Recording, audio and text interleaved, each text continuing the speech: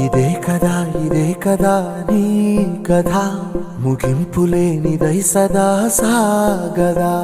ఇదే కదా నీ కథ ముగింపులేనిదై సదా సాగదా. నీ కంటి రెప్పలంచున మనస్సు నిండి పొంగిన ఓ నీటి బిందువే కదా నువ్వెతుకుతున్న సంపద.